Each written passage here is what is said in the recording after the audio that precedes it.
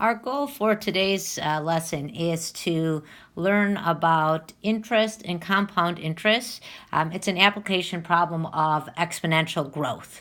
So we're going to begin with simple interest. Simple interest is given by this formula, I equals P times R times T, and we need to define what these variables are. So I is the amount of interest that's earned. P is the principal. That's the amount of money that you initially invest. R is the interest rate.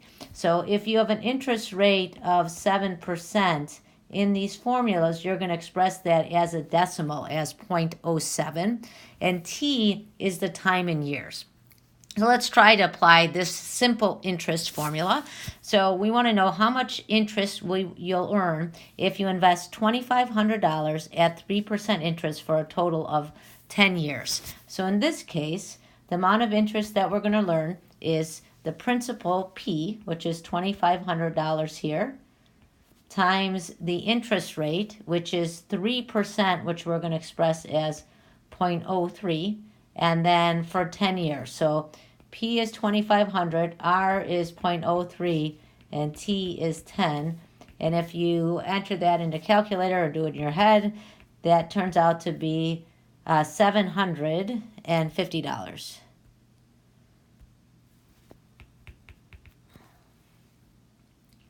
Next, we're going to go on to compound interest. Compound interest is when you get paid interest on a balance that accumulates interest. So essentially, you get interest on your interest, which would be advantageous if you're investing money in a bank. So you get interest on your interest. So we're going to do an example where we're going to actually compute the amount of money that we have at the end of each year when interest is compounded annually. So that means we're going to get our interest at the end of the year, and then we're going to start the new year with the principal plus the interest we earned in that year. So in this example, we're going to invest $9,000. That's going to be our principal, our initial principal. We'll call that P naught, at an interest rate of 3%. So R is equal to 0.03. And we're going to compute this for over 4 years. Okay, so we're going to fill out this table. So we're going to begin with $9,000. That's how much money we put into the bank. The interest that we're going to earn during the first year is going to be $9,000 times our interest rate of 3%, which is going to be $270. So at the end of the year, we're going to have $9,000 that we started with, plus our interest, $270, which is going to give us a total of $9,270. If you look at the formulas down here at the bottom, P naught is our initial balance. P naught R, that's what we computed in the column, in the second column, is the interest. And if we factor out a P naught, we're left with P naught times 1 plus R. And you'll see that I've included this expression in each of them, and that's going to lead to a general formula that we'll get to in a little bit. Then we begin year 2 with the ending balance from year 1. So we begin with $9,270. We get our interest for the year, so that'll be $9,270 times 0.03. That turns out to be $278.10 worth of interest. And then we will add that interest to the beginning principal. So we started with $9,270 at the beginning of the year. We had $278.10 worth of interest earned that year, leaving us with $9,548.10. We start year 3 with the ending balance from year 2, which is $9,548.10. We earn our interest for that year of 3% interest, so $9,548.10 times 3%. That gives us interest of $286.44. So at the end of year 3, we have $9,548.10 that we began with, plus our interest, $286.44, for a total of $9,834.54. That's the balance we use to begin year 4. So year 4 starts with $9,834.54. We get our interest for the year, so $9,834.54 times 3%. That gives us interest of $295.04. And at the end of year 4, we have $9,834.54 that we started with, plus our interest, $295.04. If we sum those, at the end of the year, we end up with $10,129.58. So that's the answer to the question. If we invest $9,000 at 3% interest compounded annually for 4 years, we end up with $10,129.58. Now, I think you'll agree that that calculation was very tedious, and you probably don't want to do those calculations anymore, nor do I. So, for a minute, you can see that our interest each year, so let me grab a highlighter. Here, our interest each year increases a little bit, right? We had $270 after the first year, $278.10 after the second year, $286.44 after the third, and then $295.04 during the fourth year. So making interest on our interest gives us more money at the end of the time period. So why wouldn't we want to get our interest? Flip to the next page, you'll see that there actually is a formula for compound interest. And this is the formula.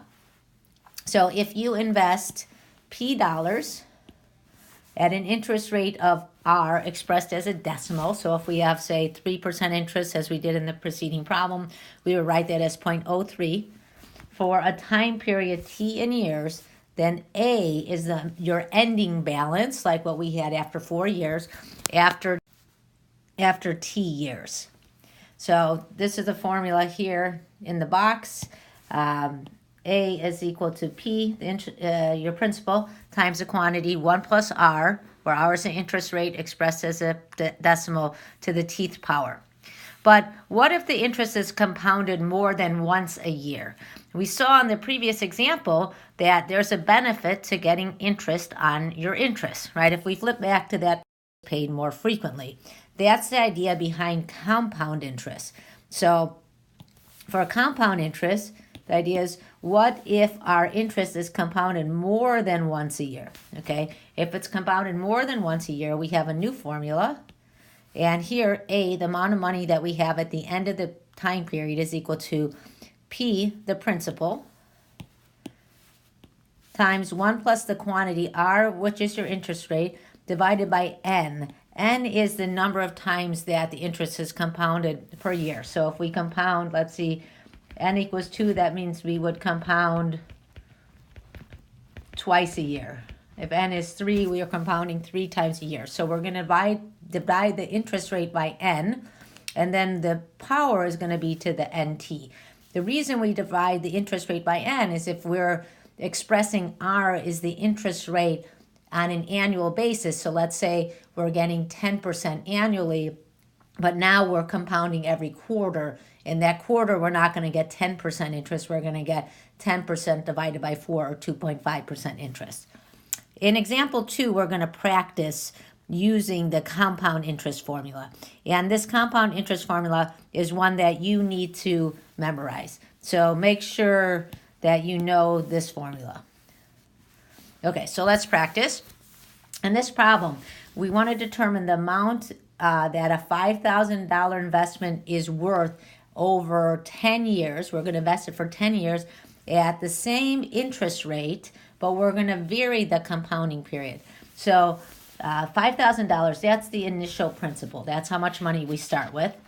10 years, that means T is equal to 10. The annual interest rate, this means R is 0.048. And the compounding period is going to change. So in the first example, we have N is equal to 1. So we're going to use a compound interest formula. So E, we could use either one in this case. EA is equal to P, which is 5,000, times 1 plus the interest rate, 0.048 over 1 time per year, to the 10 times 1. And if you enter that into your calculator, you'll get $7,990.66. What if we compound it quarterly? In this case, quarterly means it's compounded 4 times a year. So now n is 4.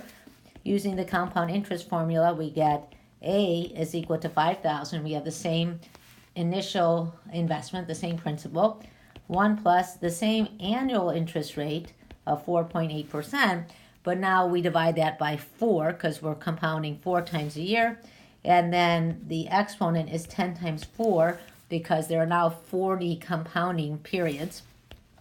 And if you enter this in your calculator, you'll get $8,057.32. And I encourage you to be doing these calculations along with me. Make sure that you know how to do them. Okay, if we're going to compound monthly, then we're compounding 12 times a year. So n equals 12. So then we have A is equal to 5,000 times 1 plus the same annual interest rate, 0.048, but we're going to divide that by 12, and then we're going to raise that to the 12 times 10. And if we calculate that, we're going to get $8,072.64. The final example, if we compound daily, that's 365 times a year. So we're going to have A equals 5,000 times 1 plus 0.048 over 365 times to the 10. Let me clean that up a little bit. To the 365 times 10th power. And that will be $8,080.12. So if we look at the balances, initially, if we compound once a year, we get $7,990.66. If we compound 4 times a year, we get $8,057. 12 times a year, $8,072. And if we compound daily, 365 times a year, we get $8,080.12. So given the same principle, in each case we invested $5,000, as the number of compoundings per year increases, the ending balance increases. And you might also notice that the difference between the successive balances is getting smaller. So the question is there a limit to the amount of interest you can earn as your compounding period becomes shorter and shorter? Okay, well, how much value is there in compounding more and more and more frequently? Because if we see we're getting more money, the more frequently we compound, why wouldn't we want to compound hourly or every minute or every second, etc.? So on the next page, we're going to explore this idea, which is there a limit to how much interest you can earn as you compound more and more frequently? So to explore this idea, we are going to take a special case. And the special case is, suppose that you invest $1 for 1 year at 100% annual interest. And then we're going to compound more and more frequently. So in this case, if we invest $1, then P is equal to 1. For 1 year, if we're investing for 1 year, that means T equals 1. And if we have 100% annual interest, that means R is equal to 1. And when we do that, our compound interest formula, which is here, A equals P times the quantity 1 plus R over N to the NT, boils down to the P is 1, and then R is 1, and T is 1. So we get 1 plus 1 over N to the N. Okay, so what we're going to do is we're going to take this formula, 1 plus 1 over N to the N, which is here, and we're going to see what happens as we increase N. So we're going to begin. If we compound it annually, N is 1. The formula is 1 plus 1 over 1, which is 2 to the first power is 2. So if we compound once a year, $1 at 100% interest for 1 year, we'll have $2 at the end of the time period. What if we compound quarterly? So N is 4, so we'll have 1 plus 1 over 4 to the fourth. And if you enter that in your calculator, and I encourage you to do that, you get 2.4414, and keep a lot of decimal places on these. Next, we're going to compound this monthly. If we compound monthly, then N is equal to 12. and our expression becomes 1 plus 1 over 12 to the 12th. And if you calculate that, you get 2.613, etc. Daily, if we compound daily, n is 365. Our formula is 1 plus 1 over 365 to the 365th power. And that turns out to be 2.71457. Hourly, 365 times 24 is 8,760. So this becomes 1 plus 1 over 8,760 to the 8,760th power, which turns out to be 2.7181267. And our last example, if we compound every minute, we have 525,600 minutes, which is a song from Rent. So those of you who like musicals probably know that song. And our expression becomes 1 plus 1 over 525,600 to the 525,600th power. And that, if you evaluate it, is 2.7182792 ... So if we look at this, what number is A approaching? So as n goes to infinity, 1 plus 1 over n to the nth power is approaching 2.71828 ... And this value actually has a special name. This is the number E. So the number E is a number like pi. It's irrational, which means it cannot be represented as a ratio of integers or as a repeating or terminating decimal. It's sometimes called the natural base because it's useful in many applications of exponential growth in growth and decay in science and business. Its approximation is 2.718281828 ... And in our next class, we're going to actually graph f of x equals e to the x. It's just like any other growth function because it's growth because our base is going to be greater than 1, and we're going to see how that works. But for today's lesson, I want to talk about continuously compounding interest. That's a limit when we compound interest as frequently as possible. That's called continuously compounded or compounded continuously, and we have a different formula. So the formula when interest is compounded continuously is A, the amount of money that we have at the end of the period is equal to P, the principal, the amount of money we invest, times E raised to the R T power, where R is the interest rate, once again expressed as a decimal, and T is the number of years. This formula is sometimes thought of as PERT. It comes from A equals P times E to the RT. We're going to do two examples of how you calculate how much money you have at the end of a period or how much money you need to invest to have a certain amount of money at the end of some time period. So in example 4, we're investing $3,500 at 3% annual interest. It's compounded continuously. This tells us that we need to use the P times E to the RT formula as opposed to the previous formula where we were compounding a finite number of times.